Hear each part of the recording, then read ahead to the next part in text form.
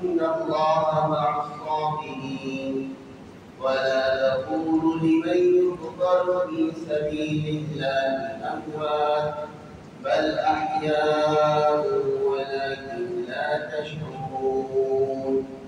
وقال النبي صلى الله عليه وسلم ليس منا من ضرب الحدود وشق الجيوب ودعا بدعوة الجاهلية أو كما قال النبي صلى الله عليه وسلم صدق الله العظيم وصدق رسوله النبي الكريم ونحن على ذلك لمن الشاكرين والحمد لله رب العالمين.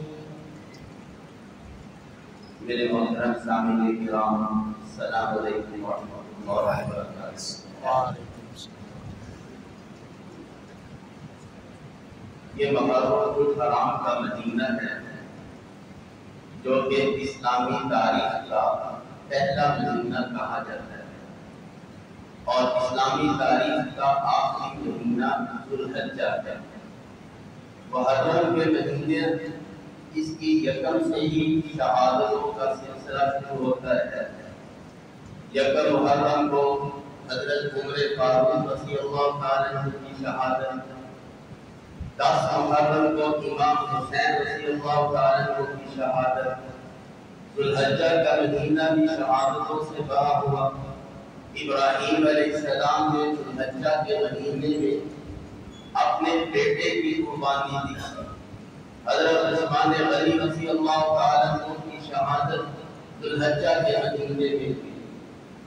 اسلام کا اول اور آخر مہینہ یہ شہادتوں کی داستانوں سے بھرا ہوا ہے۔ یہ ایک پیغام ہے کہ شہادت یہ اسلام کا اور دین کا مطلوب اور مقصود ہے۔ جب سے اسلام ہوئے زمین پر آیا تب سے مسلمان دین اسلام پر شہادتیں قربانیاں دیتے چلے آتے ہیں، اور یہ جو قربانیوں کا سلسلہ ہے یہ ایک اصول فطرت پر مبنی سلسلہ ہے۔ اصول فطرت بھی یہ کہتی ہے ہر ادنا چیز اعلیٰ چیز پر قربان ہوتی ہے۔ دیکھیے ہم بیج زمین پر ڈالتے ہیں، وہ بیج زمین سے پانی اور نباتات حاصل کرتا ہے، اس سے نباتات اور پھل پھول اور سبزیاں اگتی ہیں۔ زمین نے قربانی دی، پانی دی، نباتات دی، اس سے نباتات پروان چڑھ گئی، تو زمین کی قربانی سے نباتات نے پروان پایا ہے، اور پھر جب نباتات کھڑی ہوئی ان نباتات کو انسانوں نے، حیوانوں نے، جانوروں نے کھایا۔ نباتات نے قربانی دے دی اپنے سے اعلیٰ حیوانوں پر، جانوروں پر قربانی دے دی۔ جانور قربان ہوں گے نباتات کو کھا کر انسانوں کے لیے، وہ انسانوں کے نفع کے لیے کچھ کام کر رہے ہیں، اور کچھ جانور وہ انسانوں کے لیے ذبح ہو جاتے ہیں، تو جانوروں میں قربانی کرتی انسانوں کے لیے۔ اب انسان اپنے رب پر قربان ہو جاتا ہے، انسان سے اوپر کوئی چیز نہیں، اس لیے انسان سے اوپر صرف رب تعالیٰ کی ذات ہے۔ انسان اپنے سے اعلیٰ رب العالمین پر قربان ہو جاتا ہے تو وہ انسان شہادت پا لیتا ہے۔ یہ شہادت ہمارے دین کا مقصود بھی ہے، مطلوب بھی ہے، ہماری زندگی کا مقصد بھی ہے۔ اسی لیے تو شاعر نے کہا میری زندگی کا مقصد تیرے دین کی سربلندی ہے، میں اسی لیے مسلمان اور میں اسی لیے نمازی۔ اور شہادت کو اللہ تعالیٰ نے بڑا عجیب اور بڑا اعلیٰ رتبہ عطا کیا ہے، اتنا اعلیٰ اور اتنا عظمت والا رتبہ دیا، شاید ہی کسی نیکی پر وہ رتبہ ملا ہو۔ اللہ تعالیٰ نے ان شہداء کے متعلق فرمایا وَلَا تَقُولُوا لِمَن سبیل اللہ اموات، جو اللہ کی راہ میں کٹ جائے مر جائے، تم ان کو مردہ مت کہو، بل احیاء ولکن لا تشعرون، وہ زندہ ہے، وہ اللہ کے ہاں روزی پاتی ہے۔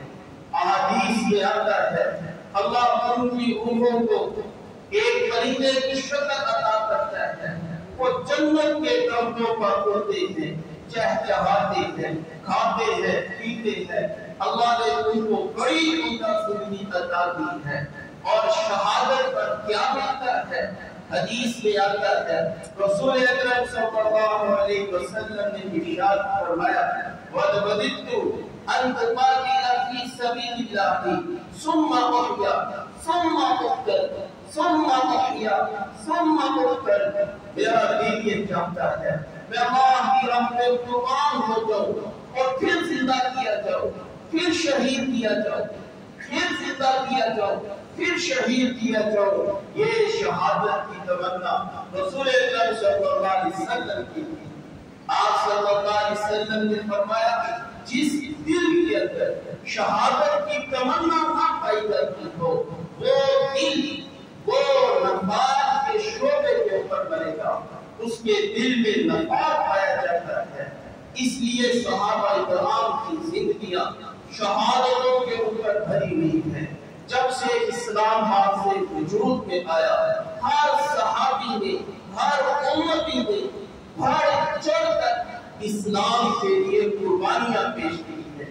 جنگ احد کا ایک واقعہ یاد آ گیا، دو صحابی تھے، جنگ احد کی تیاری ہو رہی تھی، ایک سعد بن وقاص، ایک عبداللہ بن جحش، یہ دونوں آپس میں دوست تھے۔ کہنے لگے ہم نے تو سنا ہے اللہ کی راہ میں دعائیں قبول ہوتی ہیں، جو تم بھی دعا کرو میں آمین کہتا ہوں، میں دعا کرتا ہوں تم آمین کہنا۔ کہنے لگے ٹھیک ہے۔ سعد بن وقاص رضی اللہ تعالیٰ عنہ نے دعا کی، اے اللہ میرا ایک مقابلہ ہو ایک طاقتور دشمن کے ساتھ، وہ مجھ پر وار کرے، میں اس پر وار کروں، پھر میں اپنی تلوار سے اس کے دو ٹکڑے کر دوں اور تو مجھ سے راضی ہو جائے۔ دوسرے نے کہا آمین۔ اب عبداللہ بن جحش کی باری آئی، اس نے کہا ہے اللہ کل کے دن جب لڑائی ہو، میرے دشمن سے، طاقت والے دشمن سے مقابلہ ہو، وہ مجھ پر وار کرے، میں اس پر وار کروں، وہ مجھے شہید کر دے، میری آنکھیں نکال دے، میرے کان کاٹ دے، اور جب میں تیری دربار کا بارگاہ میں پیش ہوں اور آپ مجھ سے پوچھے تیری آنکھیں کہاں گئی، تیرے کان کہاں گئے، میں یہ کہوں اے اللہ تیری راہ کے لیے میں نے ان کو قربان کر دیا، اور آپ یہ کہیں کہ تم نے سچ کہا۔ دوسرے صحابی نے کہا آمین۔ لڑائی شروع ہوئی، دونوں کی دعائیں قبول ہوئی۔ سعد بن وقاص نے بڑے دشمن کو قتل کیا اور عبداللہ بن جحش ایسے ہی ولید ہوئے، اور آخرت میں بھی ان کے ساتھ بھی یہی معاملہ ہوگا۔ دیکھیے یہ ہے شوق شہادت مسلمانوں کے ہاں، اور یہی شوق شہادت ہر صحابی کے دل میں پایا جاتا ہے، اور انہی سے تعلیم پا کر آج بھی امت مسلمہ کے دل میں شہادت کا شوق پایا جاتا ہے۔ اس لیے یہ شہادت ایک بہت بڑی قربانی ہے، اور اللہ نے اس شہادت کو بہت سراہا ہے۔ نبی علیہ السلام نے بڑی فضیلتیں بیان کی ہے، فرمایا عام دستور تو یہ ہے کوئی کتب فوت ہو جائے، کوئی کتب الابطال فوت ہو جائے، بڑے سے بڑا اللہ کا ولی فوت ہو جائے، اس کو غسل دو، اس کو کفناؤ اور جنازہ پڑھو۔ اللہ کو شہید ایسا پسند ہے، اللہ یہ چاہتے ہیں کہ شہید اسی خون کے ساتھ، اسی خون کے ساتھ یہ میرے دربار میں حاصل ہو۔ لہذا اللہ نے اپنا قانون بدل دیا، فرمایا شہید کو کسی خون کے ساتھ اپنایا جائے۔ پھر اللہ نے دوسرا قانون بدل دیا، اس شہید کا کپڑے بھی تبدیل نہ کیے جائے، انہی کپڑوں میں آپ اس کو دفناؤ، تاکہ کل قیامت کے دن اسی اسی کپڑوں کے ساتھ میرے سامنے حاضر ہو اور پھر میں اس کو نیلام دوں. ایک نیکی اللہ اس کی اتنی قدر کرتا ہے جو بندہ اپنی زندگی کی قیمتی متاع انسان کا اپنا وجود جب اللہ کے لیے قربان کر دیتا ہے تو پھر اللہ بھی اس کو اتنا ہی نوازتے ہیں. تو بہرحال یہ شہادت ہمارے دین کا مطلوب بھی ہے، مقصود بھی ہے، اور آپ صلی اللہ علیہ وسلم نے صحابہ کرام کو انہی قربانیوں کے لیے تیار کیا تھا.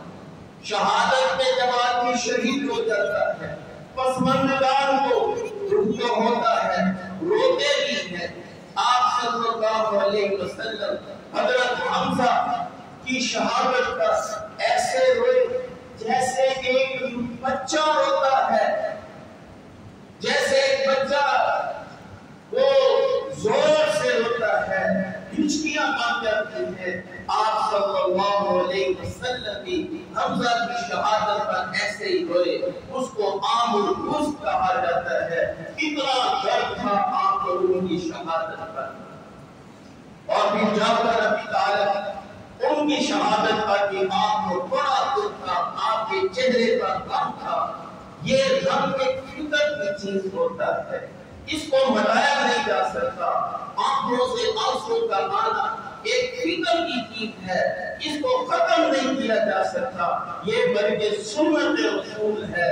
آنکھوں سے آنسو کا بہ جانا یہ سنت رسول ہے. لیکن دین نے یہاں بھی ہماری رہنمائی فرمائی ہے.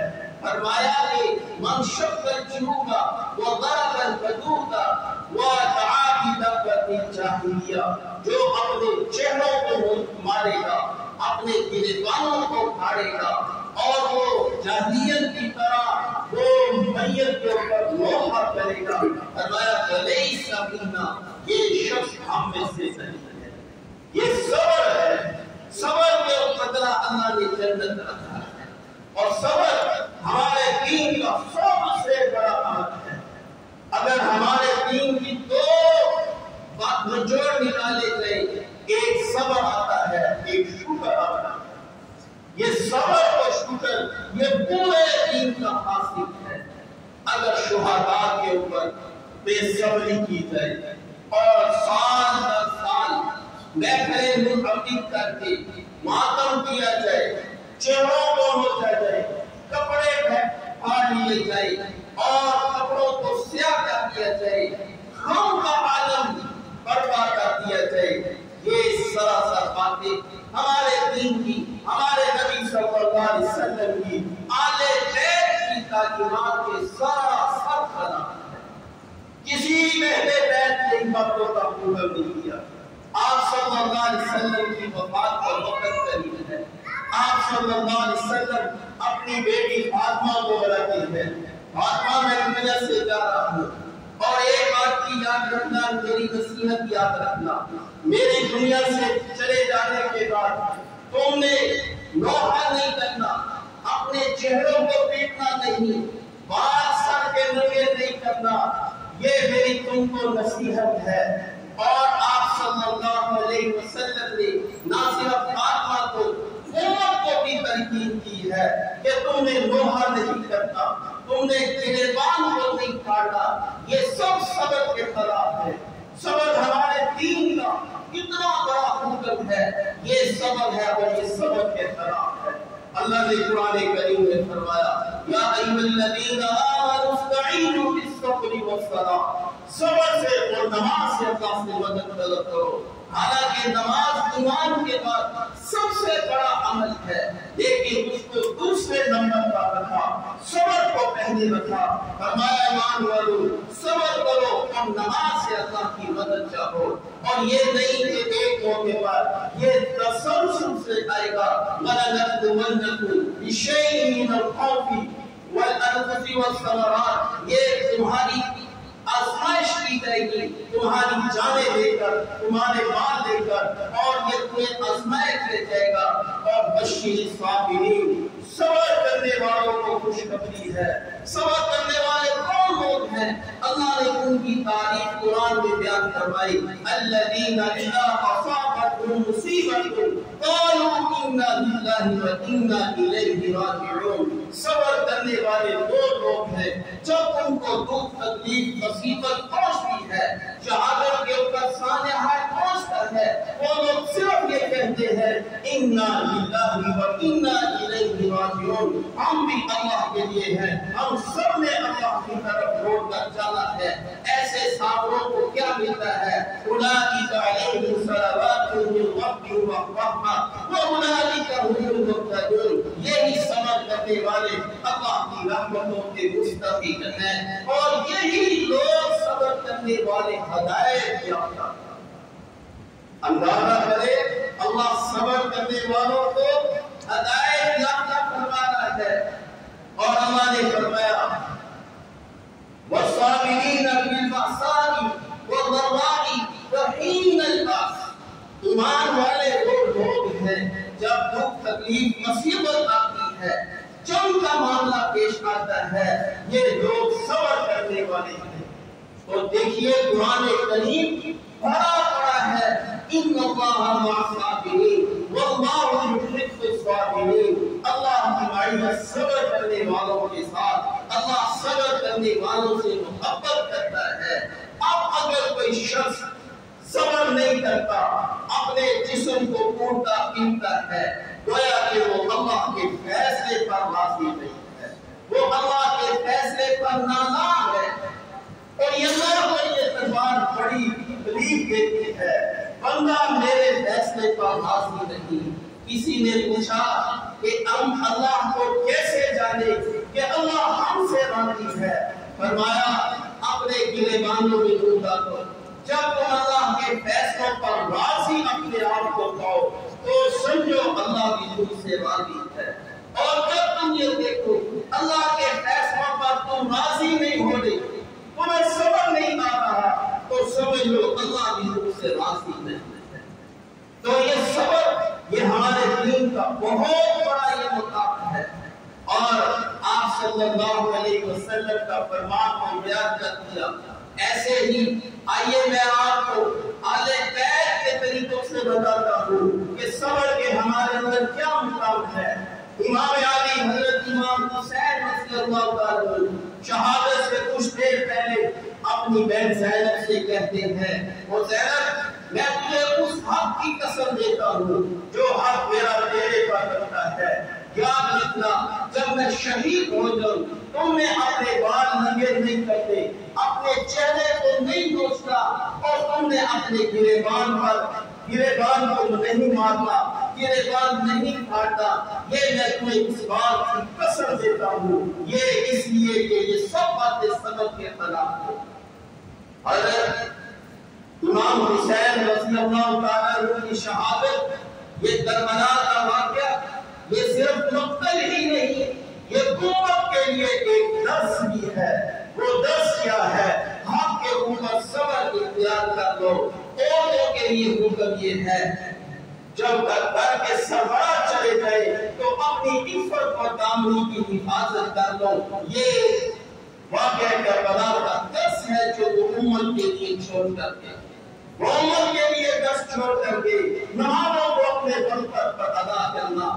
آج ہم حسینی تو کہتے ہیں، کہنے والے اپنے آپ کو کہتے ہیں ہمارے امام ہیں، لیکن اس امام کے نقش قدم پر ایک فیصد بھی عمل نہیں کرتے۔ امام جعفر صادق رحمت اللہ علیہ کتنے بڑے امام ہیں، اہل بیت میں سے ہے، فقیہ بھی ہے، محدث بھی ہے، فرماتے ہیں کہ صبر اور ایمان یہ بدن کے لیے ایسے ہے جیسا کہ انسان کے بدن کے لیے سر ہوتا ہے، جیسے سر کے بغیر بدن نہیں پایا جا سکتا، صبر کے بغیر بھی ایمان نہیں پایا جا سکتا۔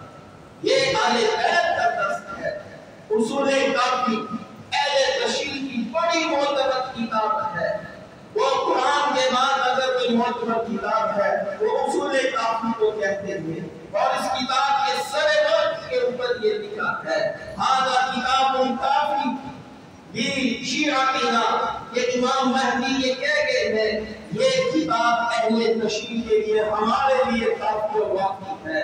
اس کتاب کے اندر امام جعفر صادق رحمۃ اللہ علیہ نے صبر کی اہمیت پر فرمایا کہ جو آدمی صبر نہیں کرتا وہ مومن نہیں ہے، اور کافروں اور مومن میں فرق کرنے والی چیز وہ صبر ہے۔ مومن صبر کرتا ہے، کافر جلا فلا کرتا ہے۔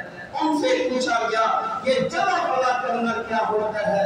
فرمایا اپنے گروگانوں کو پھاڑ دینا اور منہ پر تماشے مارنا اور وہ جاہلیت کی طرف اتارنا، یہ جلا فلا کہلاتا ہے۔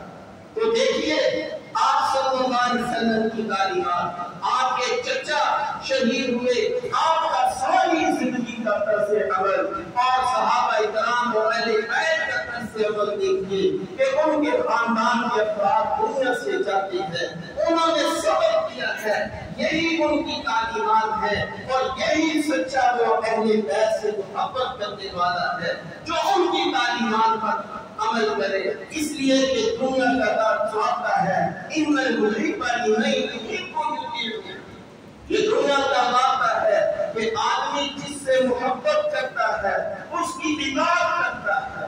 اگر کوئی شخص ماں باپ سے محبت کے دعوے کرے، ماں باپ کی ایک بات نہ مانے، آپ سب کہیں گے یہ نافرمان ہے، یہ اپنے دعوے میں جھوٹا ہے۔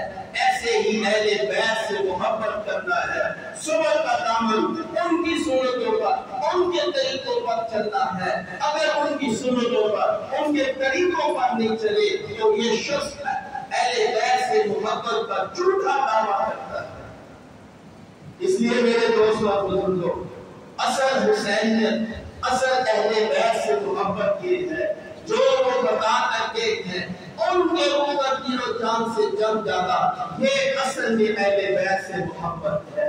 اسی بات کو آپ صلی اللہ علیہ وسلم نے اپنے صحابہ کرام کو کھڑا کیا، اسی کو امت کو کھڑا کیا ہے کہ یہ ہے اہل بیت سے محبت، نہ یہ کہ ہم اپنے طریقوں سے اہل بیت سے محبت کا اظہار کریں۔ اگر امام حسین کی شہادت کو مانا ہے تو حمزہ کی شہادت کو بھول جائے، جعفر کی شہادت کو بھول جائے، حسن کی شہادت کو بھول جائے، امام علی رضی اللہ عنہ کی شہادت کو بھول جائے۔ آخر یہ بھی تو اہل بیت ہیں، پھر تو محبت کا تقاضا تو یہ ہے کہ یہاں بھی مروحات اور ماتم اور دن منانا چاہیے۔ جب ہم ان کے ساتھ نہیں بناتے تو پھر باقیوں کے ساتھ بھی ایسا ہی عمل ہونا چاہیے۔ بلا شبہ امام حسین کی بڑی قربانی، انہوں نے دین کی صحیح تصویر پیش کی، حق کے ملک کے ساتھ کیسے کھڑا ہوا جاتا ہے، جانیں کیسی قربان کی جاتی ہیں، تلواروں کی اور تیروں کی برسات میں کیسے نمازیں پڑھی جاتی ہیں، حق کو نہیں چھوڑا جاتا۔ یہ امام حسین کا بڑا فرض ہے۔